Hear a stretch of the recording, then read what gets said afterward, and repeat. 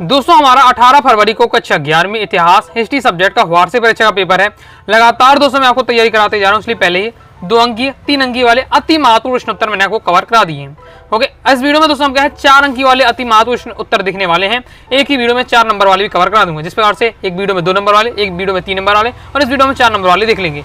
Okay, क्रम से video देखना चाहते हैं तो क्लास 11th हिस्ट्री वार्षिक परीक्षा इंपॉर्टेंट क्वेश्चन आंसर 2025 के नाम से प्लेलिस्ट है। प्लेलिस्ट में जाकर क्रम से वीडियो देखकर आप तैयारी कर सकते हैं। ओके, देख लेते हैं 4 नंबर वाले एकदम सिलेक्टेड क्वेश्चन। जितने क्वेश्चन बताऊं सभी एकदम तैयार करके रखना है।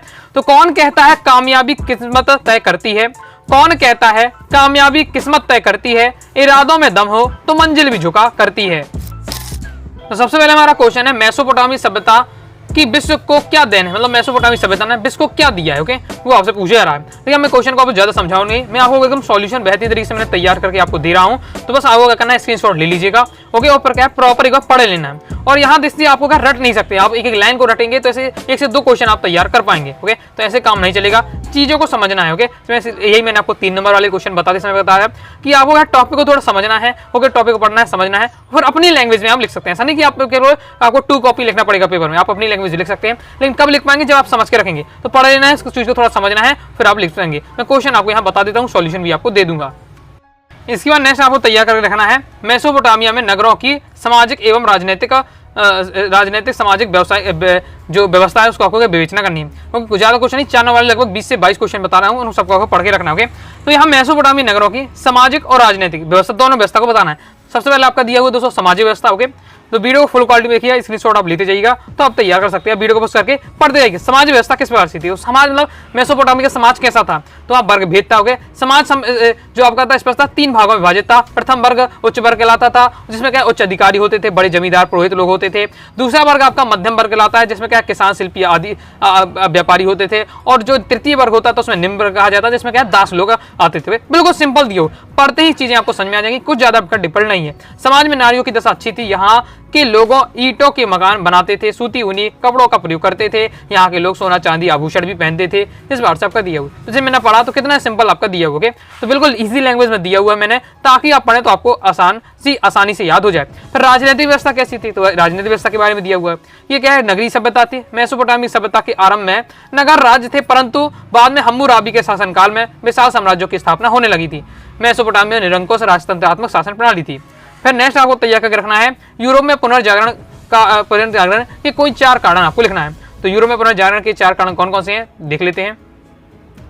तो पहला है दोस्तों धर्म युद्ध काल में 2 विभिन्न संस्कृतियों के मध्य संपर्क।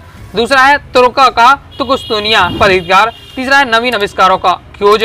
चौथा है आपका नवीन भौगोलिक खोज। ये है आपके यूरोप में पुनर्जागरण के उदय के कारणों के तैयार कर लीजिएगा। 4 कारण दिए हुए। पहले क्या है आपका हुआ, पहले आपको क्या हेडिंग याद रखनी है। हेडिंग आप याद करेंगे, उसके बारे में फिर आपको क्या है 2-2 पॉइंट आपको माइंड में याद रखना है। हेडिंग याद रहेंगे तो आप उसके बारे में पेपर में जरूर लिख पाएंगे। अगर मेन टॉपिक आपको याद नहीं होगा तो फिर आपको है फिर नहीं लिख पाएंगे, इसलिए पहले हेडिंग याद कर लीजिएगा, फिर उसके बारे में आपका 2-2 लाइन आपको लिख पाएंगे।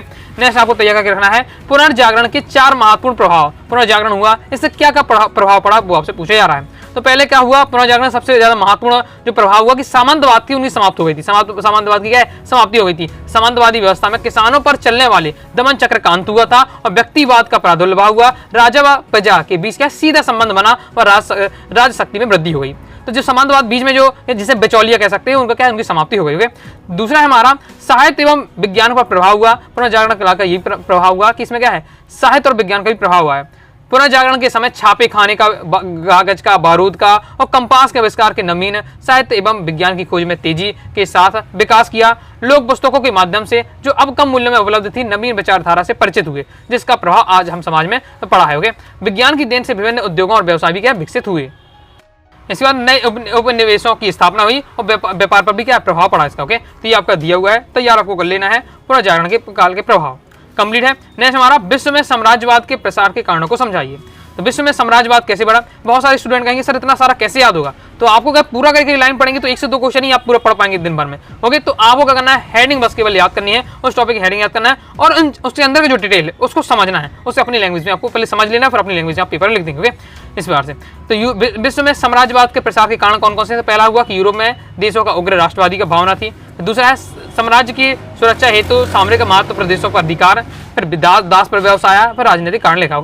एक बात और, अगर देखिए मैं 11th पढ़ाता हूँ, 12th पढ़ाता हूँ, तो 11th की हिस्ट्री ज़्यादा डिफिकल्ट है आपकी 12th की बहुत ज़्यादा आसान है, तो आसानी से आप तैयार कर लेंगे मेरे अकॉर्डिंग, क्योंकि 11th की थोड़ा डिफिकल्ट है उसके अकॉर्डिंग। तो अभी आप क्या है 11th में अच्छे से पढ़ लीजिए। 12th में आपको जैसे ही आप 12th में पहुंचे तो अभी तुरंत से आपका है चैप्टर को समझना स्टार्ट कर दिया, तो फिर आपको बिल्कुल भी दिक्कत नहीं होगी। ओके, अभी आपने जैसे भी 11th में पढ़ा हो तो आप ही जानते होंगे, लेकिन अब 12th में जैसे ही आप पहुंचे तो आपको क्या शुरू से ही आपको क्या चैप्टर को समझना स्टार्ट कर देना है। बहुत सारे लेक्चर भी डले हुए 12th के, तो आज से भी आप क्या पढ़कर आप चैप्टर को समझ सकते हैं। ओके, तो आगे देख लेते हैं। ये आपके क्या दिया हुआ है, विश्व में साम्राज्यवाद के प्रसार के कारण, तैयार कर लीजिएगा।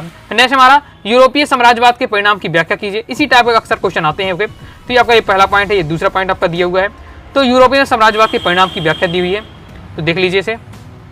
इसके आगे दोस्तों आपका ये दिया हुआ, ओके, ये तीसरा पॉइंट है आपका दिया हुआ है, और ये आपका चौथा पॉइंट आपका हासिल हो जाता है। नेक्स्ट हमारा क्वेश्चन है, आप यह कैसे कह सकते हैं कि प्राकृतिक उर्वरता एवं खाद्य उत्पादन के उच्च स्तर ही आरंभ में शहरीकरण के कारण थे।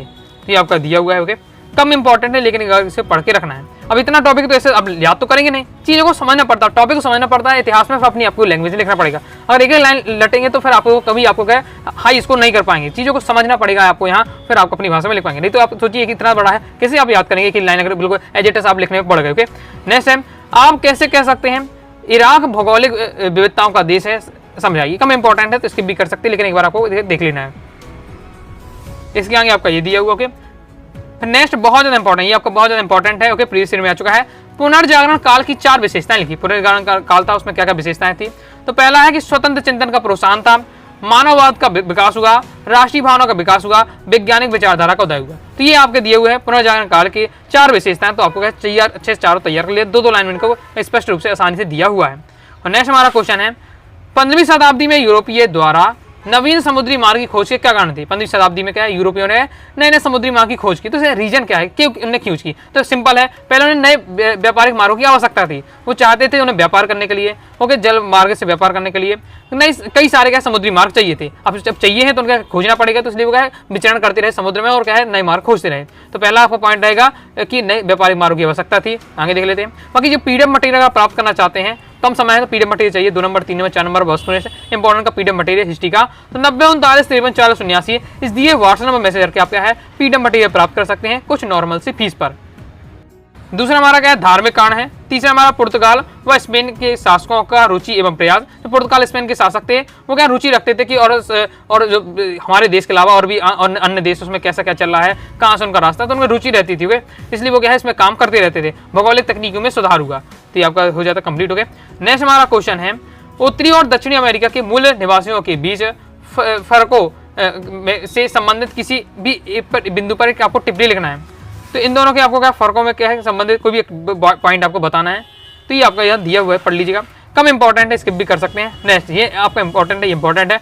दास प्रथा की शुरुआत और अंत का वर्णन कीजिए। दास प्रथा जो आया, ओके, सिस्टम ये दास प्रथा का, तो इसका किस प्रकार से शुरू हो गया और कैसे चलता रहा और इसका किस प्रकार से अंत हुआ, इसके आपको बताना है। तो पूरा आपको दास प्रथा के बारे में यहाँ दिया जा रहा है। पढ़ते ही आपको यह चीज़ें आसान हो जाएंगी। ओके, बस थोड़ा समझ कर आप एक बार अच्छे ध्यान से पढ़ लेते समझ लेते हैं तो आपको चीज़ें आपको आसान हो अपनी लैंग्वेज में लिख सकते हैं। दास प्रथा के बारे में बताया जा रहा है। तो मानव इतिहास में विकास में दास प्रथा गलत प्रथा थी, सबसे बेकार वाली प्रथा थी। ओके, इसमें क्या किसी व्यक्ति को गुलाम बनाना सबसे बेकार गलत काम था। ओके, तो इस प्रकार से आपको दास प्रथा के बारे में दिया हुआ है। दास किस प्रथा किस मतलब दास कैसे बनाया जाता है, उनसे क्या क्या काम कराए जाते थे, पूरा दिया हुआ है। इसके आगे आपका ये दिया हुआ है, इसमें यही बताया जाता है कि दास कुछ क्या है, दासों से वैसे काम कराया जाता था, उन्हें ढोर बैलों की तरह क्या उनसे काम कराया जाता था। दास भागने का प्रयास करते थे तो उन्हें क्या है एकदम मौत के घाट उतार दिया जाता था। साथ ही यहाँ दास का व्यवसाय क्या है धन कमाने का एक साधन बन गया था, क्योंकि इसका बहुत ज़्यादा विरोध भी हुआ। फिर बाद में जो राष्ट्रपति जो अमेरिका के राष्ट्रपति अब्राहम लिंकन थे, उन्होंने क्या है इस दास प्रथा का एकदम अंत कर दिया। अंत भी पूछा यार कि अंत कैसे हुआ, तो इनका उन्होंने अंत कर दिया। निसंदेह कार में उन्हें अपने प्राण से हाथ धोना पड़ा। जब से उन्हें अंत किया तो अब्राहम लिंकन से जो लोग इस दास प्रथा में सम्मिलित थे, ओके, तो उन्होंने क्या फिर अब्राहम लिंकन की मृत्यु कर दी। मृत्यु कर दी। तो यही कारण है लिखा हुआ यहाँ बताया जा रहा है कि उन्होंने इस पूरी दास प्रथा बंद कराने का प्रयास किया और उन्होंने बंद भी कर दिया, लेकिन उनको क्या है उन्हें अपना प्राणों से हाथ धोना पड़ा। धीरे धीरे सभी देशों में इस घृणित प्रथा पर रोक लगा दी। इस प्रकार क्या है दास प्रथा का दासों ने स्वतंत्र जीवन से शुरुआत की, कंप्लीट हो जाता है। इसके बाद हमारा नेक्स्ट क्वेश्चन है, मेसोपोटामी की काल गणना और गणित का वर्णन कीजिए। तो मेसोपोटामिया की कालगणना और गणित का आपको वर्णन करना है।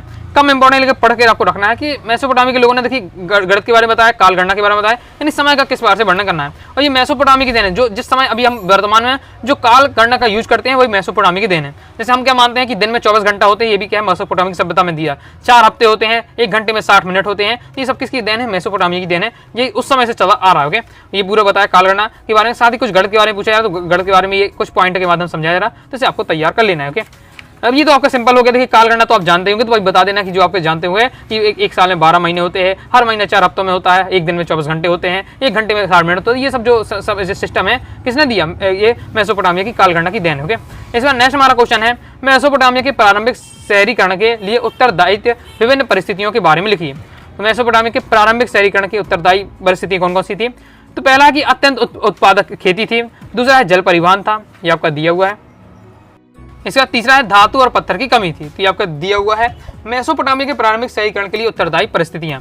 नेक्स्ट है मानवतावादी विचारों के क्या अभिलक्षण थे? इंपॉर्टेंट है, मानवतावादी विचार है तो उसे क्या क्या अभिलक्षण हो सकते थे? पहला है मानवतावाद विचारधारा के अंतर्गत मानव के जीवन में सुख और समृद्धि पर बल दिया जाता था। ओके, मानवतावादी में क्या किया जाता है कि व्यक्तिगत सुख और जीवन, सुखी जीवन ही क्या सबसे ज्यादा महत्वपूर्ण है। मानवतावाद के माध्यम से यह स्पष्ट हो गया कि मानव धर्म और ईश्वर के लिए ही न होकर हमारे अपने लिए भी है, मानव का अपना एक अलग ही विशेष महत्व है। इस बार से ये पॉइंट दिए हुए हैं, ये विचारधारा के बारे से कह सकते हैं मानववादी की, वो आपकी दी हुई है। नेक्स्ट हमारा क्वेश्चन है, इंपॉर्टेंट है, मार्टिन लूथर किंग कौन थे और वे किस कार्य के लिए जाने जाते थे? इंपॉर्टेंट है, तो पहले मार्टिन लूथर किंग बहुत ज्यादा प्रसिद्ध व्यक्ति हैं, तो ये कौन है ये बताइए, और इन्होंने इनके किस कार्य के लिए हम जानते हैं? तो ये आपका दिया हुआ है, मार्टिन लूथर किंग जर्मन पादरी और विटबर्ग विश्वविद्यालय के अध्यापक थे। वे अपने धार्मिक सुधारों के लिए जाने जाते थे, उन्होंने अपने समय में बहुत ज्यादा धार्मिक सुधार किए, उसके लिए वो जाने जाते थे। मार्टिन लूथर ने धार्मिक बुराइयों दूर करने के लिए सुझाव दिए। लूथर के सिद्धांत और मान्यताओं का नाम दिया जाने लगा। कुछ प्रमुख मान्यता उनकी इस प्रकार से, मतलब उन्होंने कुछ क्या तर्क दिए। जैसे पहला कि पॉप और चर्च की सत्ता को नकारते हुए ईसा एवं बाइबल की सर्वोच्चता प्रदान की। पॉप एवं चर्च के द्वारा मुक्ति प्रदान करने के लिए जारी क्षमा पत्रों के स्थान पर क्या ईश्वर भक्ति संदेश दिया। यह सब आपका दिया हुआ है कि उन्होंने धर्म सुधार के लिए क्या क्या काम किए, तो आपका दिया हुआ है। आगे देख लेते हैं, इसके आगे और भी 5वां 6वां 7वां पॉइंट आपका दिया हुआ है, मार्टिन लूथर किंग के धर्म सुधार के लिए क्या क्या कार्य किए गए। नेक्स्ट इंपॉर्टेंट है, प्रीवियस में आ चुका है, अमेरिकियों के लिए फ्रंटियर के क्या मायने थे? तो यह दिया अमेरिका का जो है फ्रंटियर से क्या मतलब समझते थे, तो ये आपका दिया हुआ, तो इसे भी आपको तैयार कर लेना, इंपॉर्टेंट है, पढ़ के इसको भी आपको रखना है। नेक्स्ट हमारा क्वेश्चन है, साम्राज्यवादी शक्ति के रूप में संयुक्त राज्य अमेरिका के उदय के कारण लिखिए। ये अब कम इंपॉर्टेंट है, लेकिन इसे आपको देख लेना एक बार, स्क्रीनशॉट आप इसका फास्ट लीजिए और तैयार कर लीजिएगा। इसके आगे दोस्तों आपका ये दिया हुआ सॉल्यूशन कंप्लीट हो जाता है। अब जैसे आपका इतना सारा तो पूरा नहीं लिखना, लेकिन आपको पूरा पढ़ के रखना है, समझ के रखना है, तब आप क्या 10-15 लाइन पढ़ेंगे, तब आप कहीं 4-5 लाइन पेपर में लिख पाएंगे। ओके, नेक्स्ट हमारा यूरोप वासियों के लिए मेसोपोटामिया क्यों महत्वपूर्ण था, ये इंपॉर्टेंट है, उसे आपको पढ़ लेना है। यूरोप वासियों के लिए मेसोपोटामिया जो है वो बहुत ज़्यादा इंपॉर्टेंट है, तो क्या रीजन है तो वो आपको यहाँ दिया हुआ है, तो इसे आपको तैयार कर लेना है। इसके आगे आपको ये सॉल्यूशन दिया हुआ है। नेक्स्ट हमारा क्वेश्चन है, मेसोपोटामिया में राजा के पद का विकास कैसे हुआ, इसका वर्णन कीजिए। कम इंपॉर्टेंट है इसे, लेकिन इसे भी आपको पढ़ लेना है। मेसोपोटामिया में राजा के पद का विकास कैसे हुआ, वर्णन कीजिए। पूरे राजा के विकास किस प्रकार से हुआ, पूरा इसमें दिया हुआ है। कहानी की हिस्ट्री होती है, कहानी के रूप में रहती है, तो वो कहानी के रूप में उसी लैंग्वेज में यहाँ दिया हुआ। ओके, नेक्स्ट ऐसी कौन सी दशाएं थी जो इटली में सर्वप्रथम मानवतावादी विचारों का प्रसार करने में सहायक हुई? ऐसी कैसी कौन सी परिस्थितियां बनी, दशाएं बनी जो इटली में जो मानवतावादी विचार का प्रसार हुआ उसमें सहायक बनी, तो ये आपके यहाँ से दिया हुआ है, देख लीजिए। इसके आगे दोस्तों आपका सॉल्यूशन ये दिया हुआ है, तो इसे भी आपको तैयार कर लेना है। नेक्स्ट हमारा क्वेश्चन है, धर्म सुधार आंदोलन के कारणों का वर्णन कीजिए। धर्म सुधार के आंदोलन के क्या क्या कारण होते हैं उनका आपको वर्णन करना है। क्रम से पॉइंट वाइज पॉइंट दिया हुआ, एकदम 4 नंबर क्वेश्चन है, 4 पॉइंटों में धर्म सुधार आंदोलन के क्या क्या कारण है। ओके, तो आपका दिया हुआ कि धर्म सुधार क्यों आवश्यक हो गया, उसके क्या कारण थे, ये आपका दिया हुआ है। नेक्स्ट क्वेश्चन है, इतिहास की किताबों में ऑस्ट्रेलिया के मूल निवासियों को शामिल क्यों नहीं किया गया है। इंपॉर्टेंट है, आपका तैयार करके रखना है। इतिहास की किताबों में ऑस्ट्रेलिया के मूल निवासियों को शामिल क्यों नहीं किया गया है, तो ये आपका दिया हुआ है। पॉइंट वाइज पॉइंट समझाया जा रहा है, तो इसे आपको तो ये पहला पॉइंट है, ये दूसरा पॉइंट, ये तीसरा पॉइंट, इन पॉइंटों के माध्यम से समझाया जा रहा है कि इतिहास के पन्नों में ऑस्ट्रेलिया के जो मूल निवासी है उनके बारे में क्यों नहीं बताया जा रहा है। ओके, तो यह हो जाता कंप्लीट। नेक्स्ट बहुत ज़्यादा इंपॉर्टेंट, ये बहुत ज़्यादा इंपॉर्टेंट है, मूल निवासियों की प्रमुख समस्याओं का वर्णन कीजिए। बहुत ज़्यादा इंपॉर्टेंट है, जरूर तैयार करके रखना है। किसी ना किसी सेट में ये क्वेश्चन जरूर देखने को मिलेगा आपको। मूल जो वासी हैं उनकी क्या प्रमुख समस्याओं का वर्णन आपको करना है। मूलवासी की कौन कौन सी समस्याएं थी आपको दिया है और सिंपल आपका दिया हुआ है। पहली समस्या थी ऑस्ट्रेलिया के अतीत के इतिहास में कोई चिन्ह नहीं रहते थे। दूसरा, यूरोप में से आए बसाए गए अपराधी व क्रूर लोगों ने यहाँ के मूल निवासियों की क्या है भूमि छीनकर अपना अधिकार कर लिया, जिससे वे भूमि और संपत्तिहीन हो गए। तत्कालीन सरकार ने और इतिहासकारों ने उन्हें यहाँ के मूल निवासी नहीं माना, उनकी संस्कृति के रूप में क्या धरोहर सुरक्षित रहने दिया। चौथा, अपने दुर्व्यवहार के प्रति संघर्ष करने पर उन्हें क्या क्रूरतापूर्वक दमन किया गया। तो ये है मूल निवासियों की प्रमुख समस्याएं। सिंपल लैंग्वेज दिया है, तैयार कर लीजिएगा। इसके आगे और भी पॉइंट दिए गए हैं आपके मूल निवासियों की समस्याओं पर। पांचवा पॉइंट, छठवां पॉइंट हो गया जैसे उनके काले और गोरे का भेदभाव एक प्रकार का छुआछूत जैसा व्यवहार माना था। जैसे अभी अपने समय क्या था, अपने यहाँ छुआछूत चलता था। ओके, और वहाँ के समय की बात करते हैं। ओके, तो वहाँ ऑस्ट्रेलिया में काले गोरे का भेद चलता था, वहाँ काले गोरे का भेद चलता था। जैसे अपने इंडिया की हम बात करते हैं, भारत में तो छुआछूत का चलता था, ऊंच नीच की जाति का सिस्टम था। वहाँ क्या है, काले गोरे का सिस्टम चलता था। ओके, उसमें ये क्या है कम माना, काले लोग वाले कम ओके भेदभाव चलता था, गोरे वाले को सही माना जाता है, इस टाइप से था। ओके, तो ये आपका दिया हुआ तैयार कर लेना है। तो इस प्रकार से दोस्तों मैंने आपको क्या है इतिहास के 4 नंबर वाले एकदम सिलेक्टेड क्वेश्चन बताएं। सब आपको पढ़ के रखना है, समझ के रखना है। टाइम मिलता है और भी अपने हिसाब से और भी प्रैक्टिस आप कर सकते हैं। तो आइए दोस्तों, आपको वीडियो लाइक करके सब्सक्राइब जो कर दीजिएगा। और क्रम से प्रॉपर तैयारी करना चाहते हैं तो क्लास 11th हिस्ट्री की जो प्लेलिस्ट है वहां से जाकर क्रम से वीडियो देख लीजिएगा। दोस्तों टेलीग्राम चैनल को ज्वाइन कर लीजिएगा। साथ ही दोस्तों कोई भी डाउट आता है कमेंट से आप जरूर पूछिएगा। मिलते हैं नेक्स्ट वीडियो में, तब तक के लिए बाय बाय।